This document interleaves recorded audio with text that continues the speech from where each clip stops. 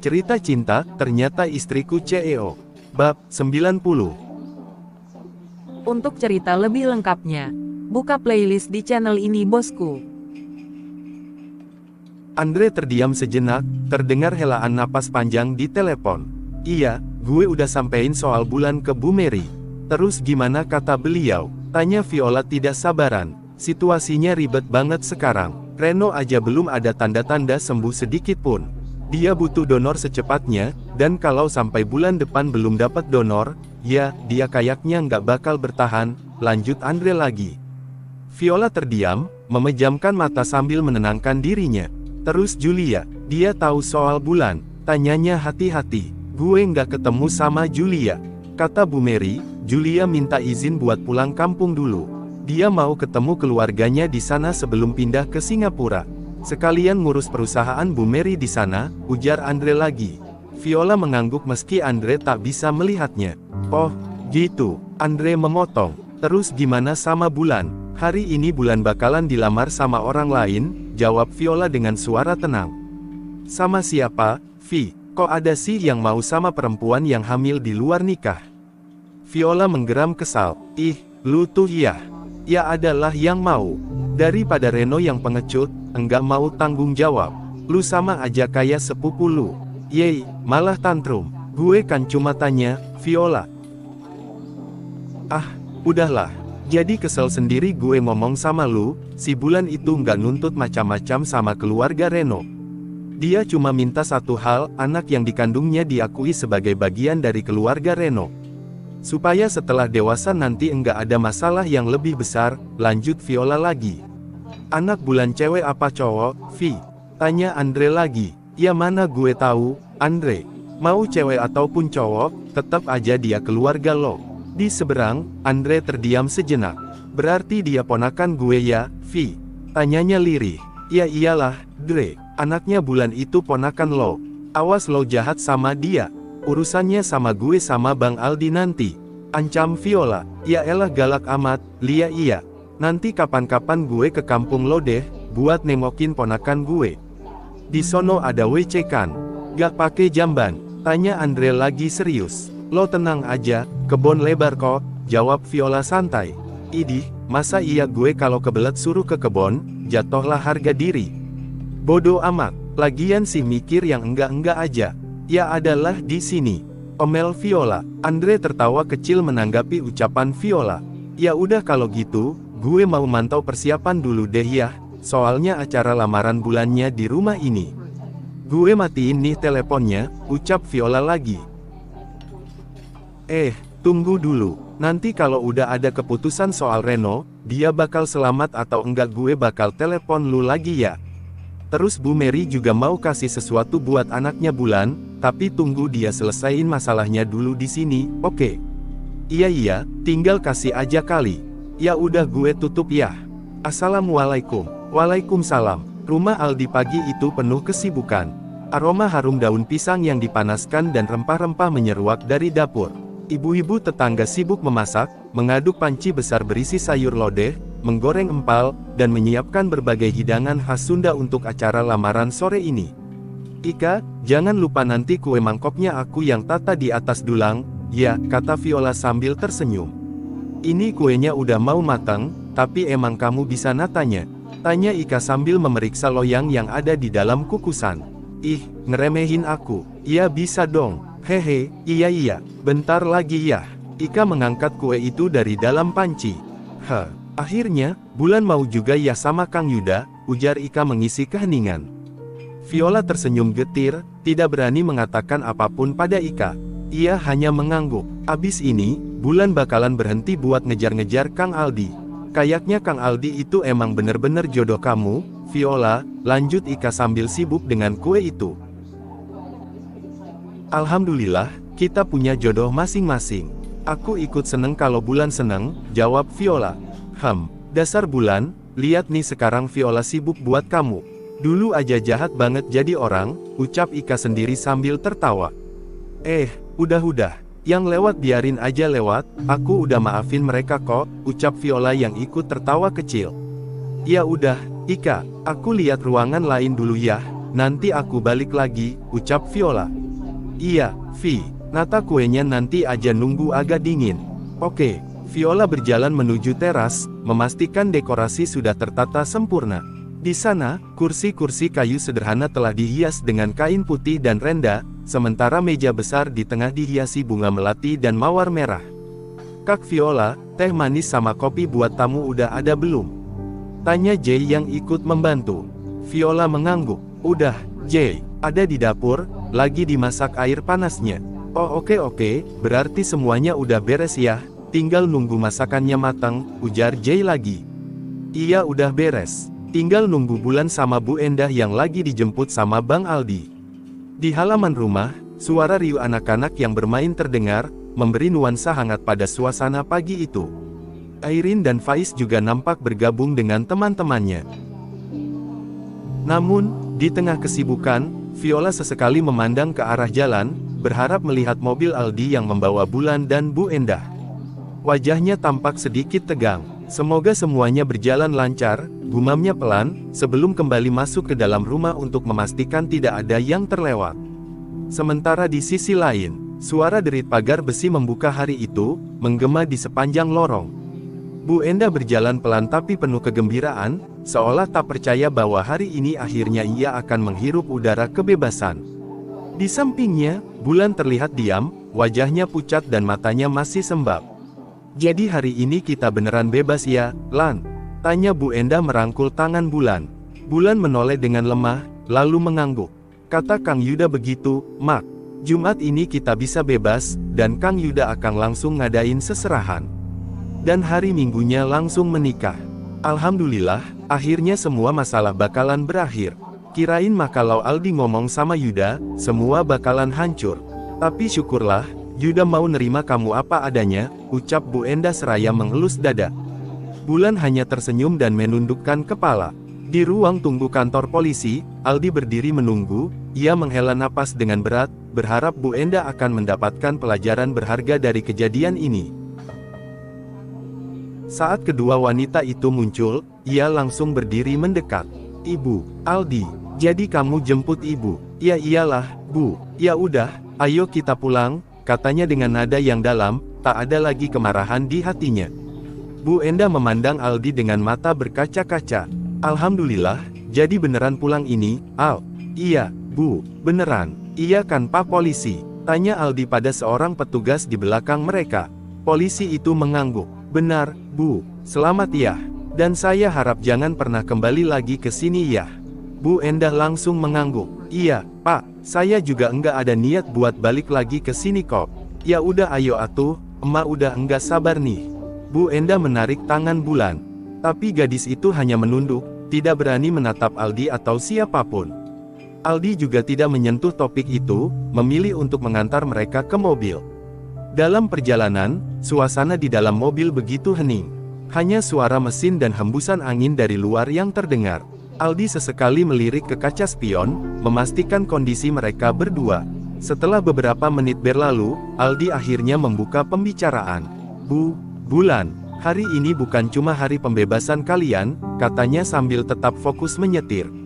Bu Endah menatap Aldi dari belakang. Maksud kamu apa, Al? Aldi menarik napas panjang. Hari ini juga hari lamaran Bulan, ujarnya datar. Bulan mendongak, wajahnya berubah terkejut. Apa, jadi beneran, Kang Yuda bakal ngelamar hati ini? Suaranya hampir pecah. Aldi mengangguk perlahan, tetap tenang. Iya, Bulan, Yuda udah siap terima kamu apa adanya. Dia tulus, dan dia cinta sama kamu. Bu Endah menggenggam tangan Bulan erat, matanya langsung berkaca-kaca. Alhamdulillah, kamu denger itu, Bulan. Pokoknya abis ini kamu itu harus jadi istri yang baik buat Yuda. Ingat itu, Bulan mengangguk. Iya, Mak, Bulan bakalan jadi istri yang baik buat Kang Yuda, Bulan bakalan berusaha sebaik mungkin. Bulan lalu menatap keluar jendela, air matanya mengalir tanpa suara. Tangisan itu sekaligus untuk membunuh rasa cintanya, pada dua pria yang tidak pernah bisa ia gapai. Ia menutup matanya, terlintas pelukan Aldi terasa masih hangat di tubuhnya. Lupakan. Lalu wajah Reno terlihat, senyuman dan desah napas bosnya itu membuat Bulan meremas dadanya sendiri. Sakit sekali rasanya. Aku gak boleh begini. Areno bahkan belum sempat tahu kalau aku hamil anaknya. Mungkin sekarang dia udah nggak ada lagi di dunia ini. Aku harus kuat buat lupain dia. Gumam Bulan dalam hati. Bulan langsung mengusap air matanya dan menguatkan hatinya. Kang Yuda, sekarang cuma ada Kang Yuda di hati aku. Aku harus mencintai dia, aku harus jaga diriku buat dia. Lanjut Bulan lagi masih dalam hati. Mobil itu melaju pelan, seolah meninggalkan perasaan lama Bulan di belakang sana. Kini ia harus melihat masa depannya, harapan baru dan cinta baru yang harus ia jaga baik-baik. Sore harinya, langit desa dihiasi warna jingga yang perlahan memudar menjadi keunguan. Udara sejuk menyelimuti, membawa aroma bunga kenanga dari pekarangan rumah-rumah tetangga. Di halaman rumah Aldi, suasana mulai terasa hikmat. Daun-daun pisang yang digantung di pagar depan berkibar pelan, seakan menyambut tamu yang datang. Dari kejauhan, suara tabuhan kendang kecil dan seruling bambu terdengar, menandai rombongan keluarga Yuda mulai mendekat. Beberapa tetua desa yang berdiri di depan rumah Aldi segera menyambut dengan senyum ramah. Rombongan keluarga laki-laki udah datang, bisik salah seorang ibu pada Viola yang berdiri di depan pintu. Yang mengenakan kebaya hijau lembut dengan selendang coklat muda.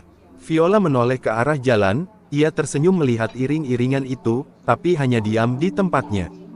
Viola, ayo ikut sambut tamunya. Tiba-tiba suara Bu Endah terdengar, membuat Viola menoleh.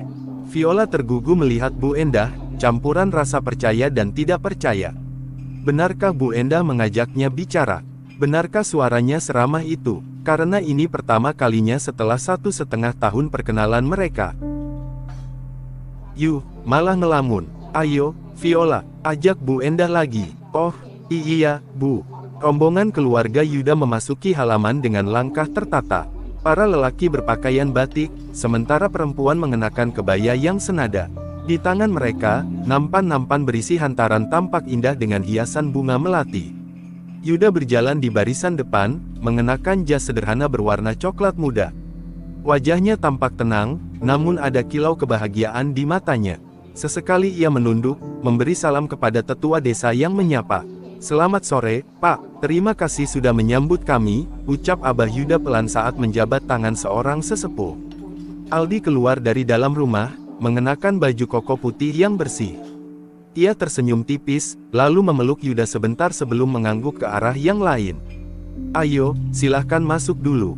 Semua udah siap, sambut Aldi. Namun, sebelum Yuda melangkah, matanya tertuju ke sebuah jendela yang terbuka. Di sana, Bulan berdiri dengan wajah malu-malu, mengenakan kebaya putih yang membuatnya terlihat begitu lembut. Tatapannya bertemu dengan Yuda, dan dalam sekejap, ia menunduk, berusaha menyembunyikan getar di matanya. Ayo, mari masuk silahkan, ucap Bu Endah menyambut. Aldi mendekati Viola. Vi, kamu tolong lihat Bulan ya udah selesai apa belum? Oh, siap, Bang. Rombongan masuk ke dalam rumah. Di dalam rumah Aldi, suasana penuh keakraban. Ruangan utama yang telah dihias sederhana dipenuhi oleh keluarga kedua belah pihak. Aldi duduk di sisi kanan, bersama Yuda dan keluarganya. Sementara di sisi kiri, Bu Endah dengan senyum lebar. Mari silahkan minum dulu, dicicipin kuenya, ucap Bu Endah ramah. Iya, Bu, terima kasih. Deretan kue dan minuman tersedia di atas meja. Tak lama kemudian, pintu terbuka, dan Viola muncul dengan menggandeng Bulan yang mengenakan kebaya putih yang memancarkan keanggunan. Semua mata tertuju pada mereka. Yuda yang duduk di tengah langsung terdiam, senyumnya mengembang melihat Bulan yang tampak cantik dan gugup di saat bersamaan. Namun, suasana menjadi riuh ketika seorang pria dari pihak keluarga Yuda, yang duduk di deretan belakang, berseru dengan ceria. Waduh, calon pengantin Yuda yang kebaya putih apa hijau nih? Yang kebaya putih, Mang, jawabnya santai, pada pamannya itu. Orang itu kembali bersuara. Kalau gitu, yang kebaya hijau saya lamar juga deh sekalian, katanya sambil menunjuk Viola, yang masih menggandeng Bulan. Seketika Abah Yuda langsung mengeplak kepalanya ringan. Sembarangan kalau ngomong, yang kebaya hijau itu istrinya Aldi, calon kakak ipar Yuda. Tegurnya, orang itu mengelus kepalanya yang dipukul, sambil meringis. Oh, udah punya suami ya? Maaf, saya pikir masih single. Akan sama-sama single, katanya dengan wajah menyesal, membuat semua orang tertawa. Viola pun ikut tersenyum kecil, sambil memandangi Aldi yang terlihat langsung cemberut di samping Yuda. Sementara Bulan sendiri menunduk, wajahnya memerah karena malu, yang akhirnya ikut duduk di samping Bu Endah. Ayo, jangan bercanda terus. Acaranya lanjutin nih, ucap salah satu tetua dengan nada ramah. Bu Endah menyahut, iya nih ayo lanjut atuh, oh ya. Ngomong-ngomong ini uang seserahannya berapa ya? Kening Aldi langsung berkerut pada Bu Endah. Ibu, kok gitu nanyanya? Bu Endah langsung salah tingkah. Maaf. Cuma nanya doang, maaf ya. Ayo silahkan dilanjutkan. Perlahan, suasana kembali hikmat, membicarakan pernikahan yang akan langsung dilakukan hari Minggunya. Semua keluarga langsung setuju, begitu juga dengan Bulan dan Yuda. Hari Minggu tiba, ini adalah hari pernikahan Bulan.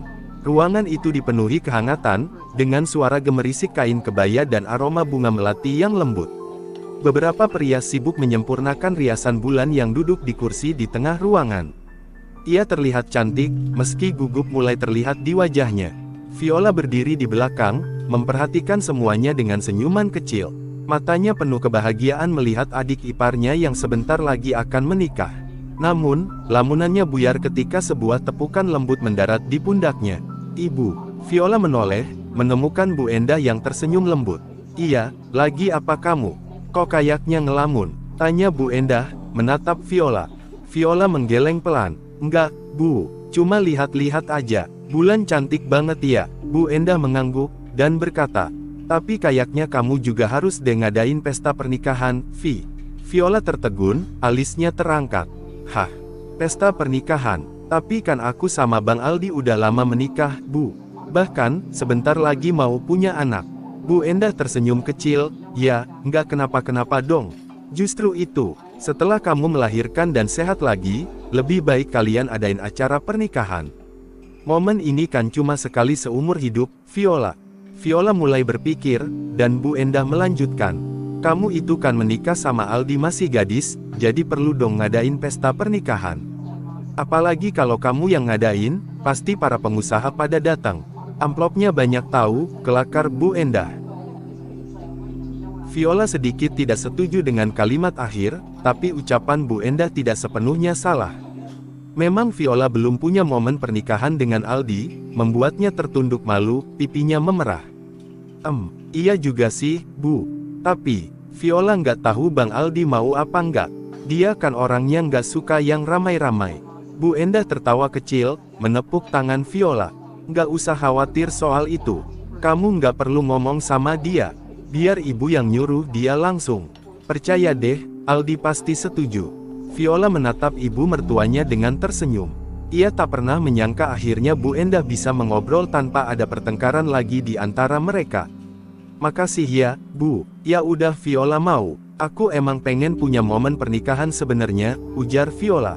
Ya udah, nanti ibu bakalan omongin sama Aldi. Sekarang, yuk kita fokus dulu sama Bulan. Hari ini kan hari spesial dia. Viola mengangguk dengan semangat. Keduanya kemudian melangkah mendekati Bulan, memastikan segalanya sempurna untuk momen bahagianya. Acara sakral dimulai. Pengantin sudah duduk di depan penghulu, dengan wajah yang menunjukkan campuran gugup dan bahagia. Bulan tampak anggun dan memancarkan kecantikan alami. Tangannya yang bersandar di pangkuannya sedikit gemetar. Yuda duduk tegap dengan wajah penuh keyakinan, sesekali melirik ke arah Bulan seolah ingin meyakinkan bahwa semuanya akan baik-baik saja. Nak Yuda, siap? Tanya seorang penghulu. Yuda mengangguk. Siap, Pak. Seorang penghulu, seorang pria sepuh dengan sorban putih, mulai membuka kitabnya, melantunkan doa pembuka dengan suara berwibawa. Semua mata tertuju pada pasangan di depan, termasuk Bu Endah yang duduk di kursi tamu dengan mata berkaca-kaca. Viola duduk di samping Aldi, sambil menggenggam tangan suaminya. Di luar, matahari mulai tenggelam, menciptakan semburat jingga yang memantul indah di kaca jendela. Suasana terasa sakral, seolah semesta ikut menjadi saksi janji suci yang akan diikrarkan. Penghulu mengulurkan tangan, Yuda gegas menyambut dengan yakin. Baik kita mulai. Yuda mengangguk. Bismillahirrahmanirrahim. Saudara Yuda Arya Putra bin Hadi, saya nikahkan dan saya kawinkan engkau dengan Bulan Ayla Nahla binti Kohar dengan mas kawin berupa dan emas seberat 10 gram, dibayar tunai. Yuda menarik napas panjang, dan bersiap untuk menjawab. Tapi tiba-tiba suara ibu Yuda berteriak dari arah belakang. Penasaran apa yang akan terjadi?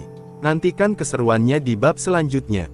Dukung channel ini dengan cara like, subscribe, share dan komen.